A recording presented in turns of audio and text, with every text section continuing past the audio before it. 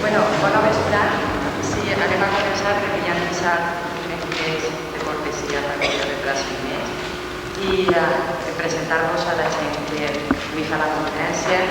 Enric Ramiro és del CEP, del Centre de Professors de Vera Alta. Ell vos presentarà un poc les jornades i José Manuel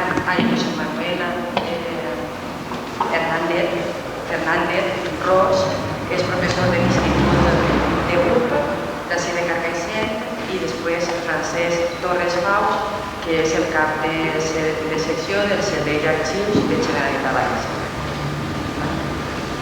Moltes gràcies. Bona vesprada. Aquestes jornades són les cinquenes, la cinquena edició, ja a nivell de tota la comarca de la Ribera.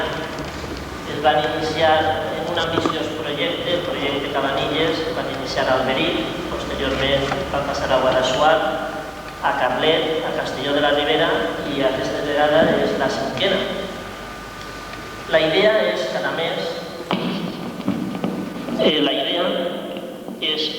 mes fer unes sessions, unes jornades d'història local en una població de la comarca, tant Ribera Alta com Ribera Baixa, que consisteixen i tenen la mateixa estructura que aquestes. És a dir, hi haurà un dia, un divendres, que es fa una conferència sobre la història de la població i l'endemà dissabte es fa una visita guiada. Però no únicament això, sinó que les jornades comporten l'elaboració d'un material i aquest material, diríem, el producte. Les jornades passen d'un mes a un altre, però sempre queda un treball que les persones, en aquest cas Francesc Torres i José Manuel, han estat preparant durant molt de temps. Quan ens vam plantejar fer les jornades sobre història local a Carcaixent, vam buscar una sèrie de temes que coneguérem bé, que hi hagueren prou estudis per no fer la clàssica història de parlar un poc de tot i que al final eixim d'ací i no sapiguem res o molt poc del poble. Hem dividit els temes que anem a parlar en quatre grans temes. Primer parlarem del poblament de Carcaixent i de la Ribera, que últimament s'ha estudiat molt a la Universitat de València. Parlarem també d'un altre tema un poc no, molt difícil, perquè pràcticament no hi ha estudis, que és el tema del municipi valencià. Després, l'evolució de la població de Carcaixent, que també hi ha una tesina feta i tenim prou estudis. I en darrer lloc, un poc l'evolució de l'agricultura, ja que Carcaixent, les transformacions agràries, ha sigut un poble capdavanter des del País Valencià, primer a la Monera i després a la Taronja. Així que anem a començar a parlar primer del poblament i després explicarem un poc el concepte de municipi com a institució. Però per a seguir un poc el que anem a dir, podeu gastar els dossiers que us han passat, perquè hi teniu una sèrie d'estadístiques, mapes i dades que, per no fer massa pesada la conferència, vaig a tractar d'obviar, perquè si no seria massa pesat. En primer lloc, el principal problema que planteja el poblament de la Ribera és la seva geografia, concretament el riu Xúquer. Com tots vosaltres sabeu, i és que heu conegut les inundacions, la Ribera és una plana, però no és exactament plana. Un desnivell de 2, 3, 4 o 5 metres que aparentment per a les persones que són de fora no suposa res, però les persones que viuen així, en un cas d'inundació, 2, 3, 4 metres d'aigua és molt important. Això explica tot el poblament històric de la Ribera des de l'època romana, per ficar una data, fins als nostres dies.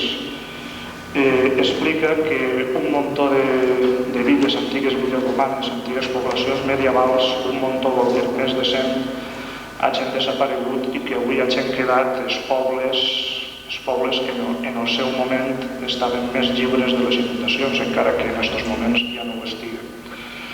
Els acords jurídics, els acords que prenia el Consell Municipal Obert, calia que almenys anaven 30 veïns de Carcaixent. Bé, el municipi de l'època foral desapareix després de 1700. Les arbres, no, estan molt musclos, però veig.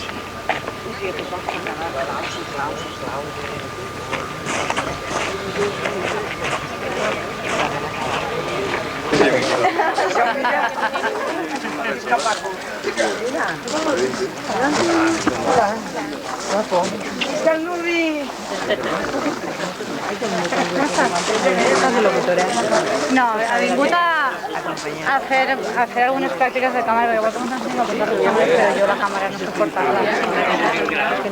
Anem a continuar un poc l'explicació que vam fer ahir del poblament de l'època medieval. Com us vaig explicar, el poblament de l'època musulmana i els primers segles de l'època cristiana era molt diferent a l'actual, no? Una sèrie de xicotetes alqueries, xicotets llocs, disseminats per tota la comarca, i que quan arriben els cristians el que fan és una reorganització del territori. Tot el que era l'horta de Cent, incloent actualment el primer de la Pobla Llarga, van redistribuir i la primera parròquia cristiana que es va ficar en aquestes terres es va ficar així, en Pernils. Com podeu veure, el fonament, l'origen de l'església, comparat amb els camps, està afonat. Tot això és el que us comentava al principi de la conferència del problema de les inundacions del Xúquer. Així, quan descobriren el pou, passa que ara ho han tapat una altra vegada, quan descobriren el pou i feren excavacions per al seu costat apareixen fonaments de les cases medievals i de les cases de l'època romana, però curiosament no apareix res de l'època musulmana. El mateix passa en Benivaire, que no sabem massa bé per què, però no coincideix el poblament de l'època musulmana ni en el romà ni en el cristià. Quan aparegueren les cases, els fonaments estan sobre terra roja, la mateixa que trobem en el camí de la Font, el que vol dir que en l'any 1000, en l'època romana i fins l'any 1000, que és quan ja comença el poblament medieval de Pernils, així encara no arribaven les inundacions del Xúquer. Hi ha un canvi climàtic i a partir d'entonces el riu comença a deixar terra i comença a pujar el nivell dels camps, i l'actualitat el nivell dels camps és este. Això després ho veureu com dins de l'església va fer que tingueren que anar alçant el pis de l'església, perquè quan feren la restauració van aparèixer 2 pisos, no? I per això l'últim pis s'entrava a l'església a aquest nivell, no? I els pilars de l'església pràcticament només quedava un tros de pilar de Xina que havia estat afonat. Respecte a la parròquia, apareix ja documentada en 1250, sembla, és una hipòtesi, però no està demostrada, que era l'antiga mesquita de Pernils, que la van reconvertir i en parròquia cristiana. La porta que teniu així, la iglesia és del primitiu gòtic valencià, és de les més antigues que hi ha, apenas s'entra de quan en quan en les comarques del Maestrat, així teniu la de Sant Feliu de Xàtiva, i hi ha algunes ermites que s'han conservat, però molt poquetes.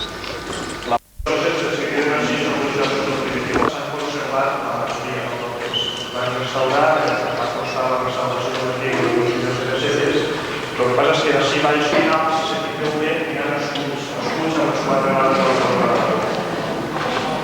Allò aquí és el final, el que passa és que així baix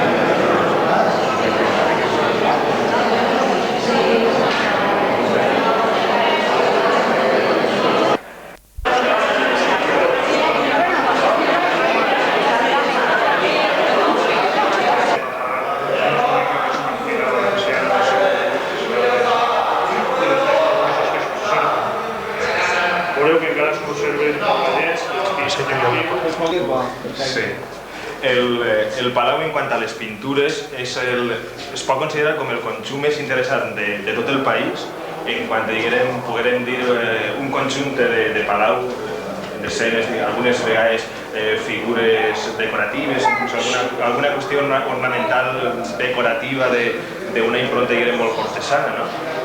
I insisteix que és l'únic palau del país que conserva tot el repertori. Que sé que hi ha palaus en València on es conserva un vestíbul o un menjador, però lo interessant és que es conserva el conjunt. Em posa molt nerviós si me graven el vídeo, perquè em sembla que estic en la televisió. I el que us anava a dir és que totes les intervencions de pintura no són de la mateixa època. Per exemple, aquesta habitació del vestidor és de l'última reforma del palau i és una pintura ja d'un segle XIX molt avançat. Esta sala, que apareix esta rocalla per la part més o menys del sòcol, és de la mateixa època, feu memòria després, d'una habitació que hi ha al fons, que també és més... La qüestió decorativa també és un sòcol i després la decoració ornamental a base de festonejats i a base d'imitacions tèxtils. El palau es conservava tota la decoració i tot el mobiliari i...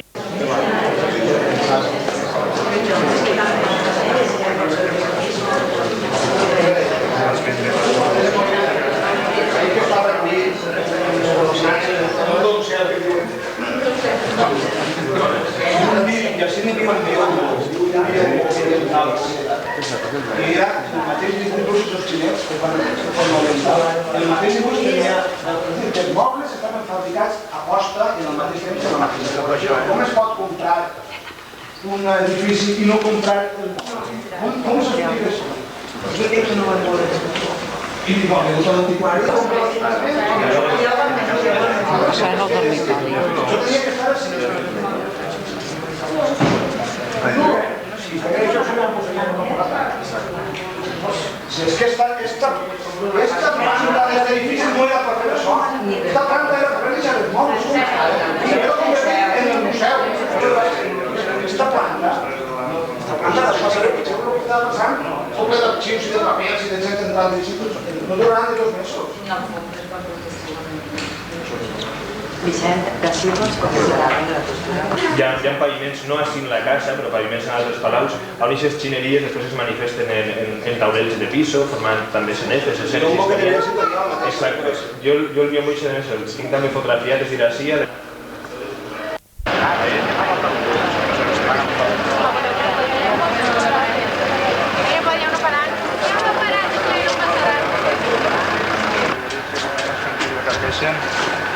El carrer més antic del que se té notícies és el carrer Sant Cristòfol, com es va dir ahir, que no és un carrer, simplement un antic camí que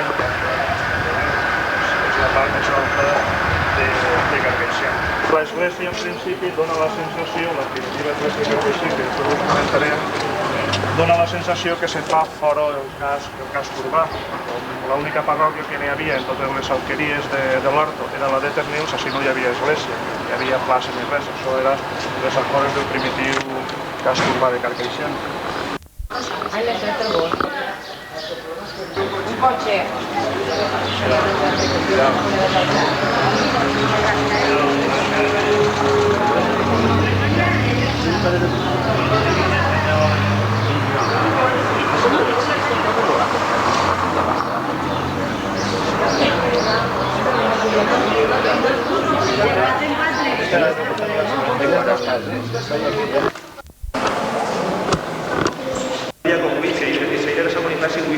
X anys que es va cremar la guerra del 36, era també el Wifa 60, no sé, bueno, 60 i X anys, és a dir, que el Wifa dia que no han fet tota l'església.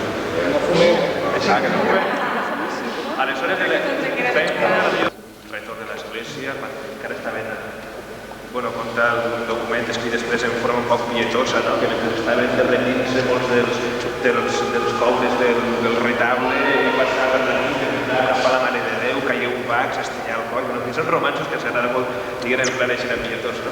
El que ha la imatge és la de l'any nacional, també mig pietosa. Esta imatge, que era la titular del monestir, se du a moltes vegades a Carcaixent mitjançant una espècie de sessió per els frares agustins, la duen a Carcaixent. La duen en el mes de maig